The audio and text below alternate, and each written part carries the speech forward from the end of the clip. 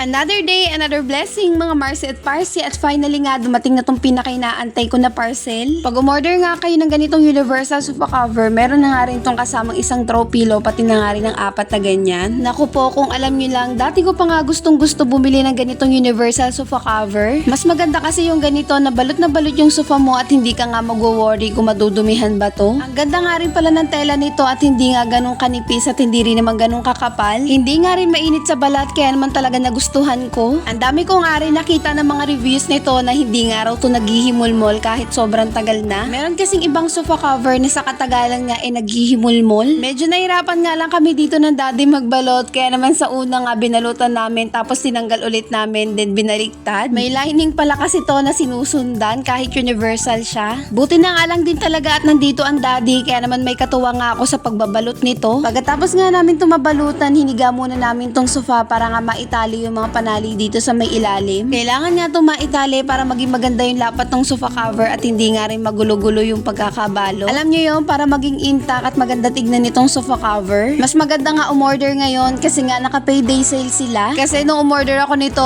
549, ngayon nga 990 na lang. Pero mas makakalas pa nga kayo ng 100 tapos free shipping pa pag sa Shopee video ko kayo nag-check out. At dito nga to ma-order sa Exhome at yung link ilalagay ko na lang sa may comment section, kaya naman i-add to cart at check out mo na yan. Napakaganda nga ng color na napili ko dahil napaka-aesthetic at plano ko nga tong parisan ng mga throw pillow na color white. Pero aside nga dito, marami pa nga silang iba't ibang available na colors tulad na nga lang ng red, pink, green, navy blue, sky blue, dark brown, white, beige, black, and gray. O diba, kahit anong color nga na tema na meron ka sa bahay nyo, meron nga available na color. At finally nga, natapos na kami ng daddy magbalot, kaya inayos na nga namin tong sofa. At eto na nga ang ating pa before and after.